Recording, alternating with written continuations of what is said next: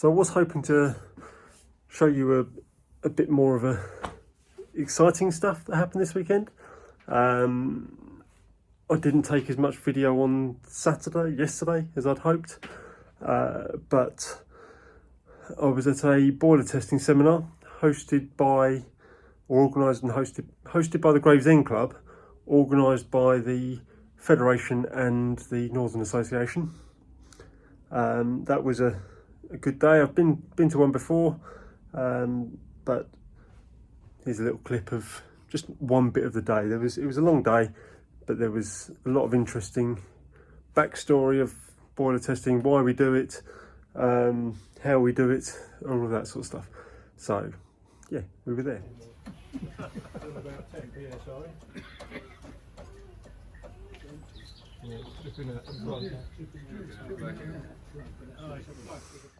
And then today we were at the club, and I had been asked to do a couple of boiler tests. Let's have a look at the first one of Luke's. So today I'm involved in a boiler test for Luke. You might hear him laughing in the background. He's currently testing his right arm out because his regulator doesn't seat. Let's take a little look around. So she's sitting up. Oh, there we go. We're getting there somewhere. You actually ever get into 160? It's touching 160 now. 120 is all you need. Yeah, it's 1.5. Oh yeah, cool.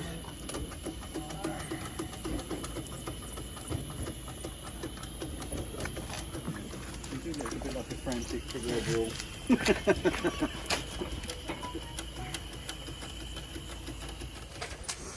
So I've decided to abandon that one because the regulator's just leaking too much. We've had a good look around. We think it's good besides that, but we just can't let it go with that much leaking from the regulator. We just can't see what's going on inside the smoke box properly. But it's promising. There is a combustion chamber with Galloway tubes, which is all in good order and bone dry, but we'll see this one again once he's had a look at the regulator. It's getting a little bit later in the day now. It's 4:30.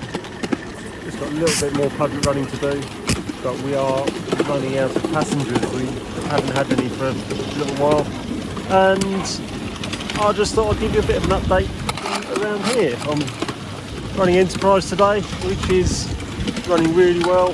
I think the new batch of coal I got, which is sitting at home at the moment. I brought the first couple of bags down last week, but this seemed really calorific, steaming really well on it, and it's still steaming well after 2 hours on the track. But yeah, so that's where we are at the moment. You can tell it's getting into the autumn. The last half hour the temperature's really dropped, and it makes me glad that we've only got a few more weeks running before the end of the season.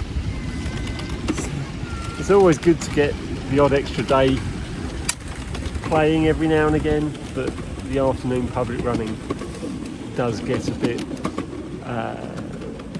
bit cold and a bit less fun this time of year. So yeah, we'll catch up again a bit later.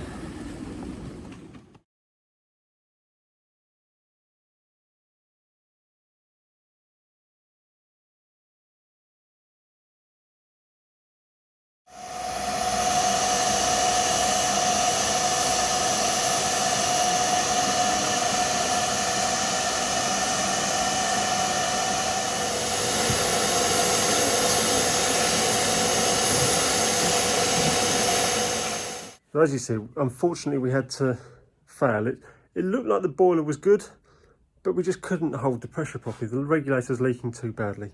He did get the dome off while we were there, come up with a plan. He's going to try and sort the disc. It's a disc regulator. He's going to try and sort that out and refit it.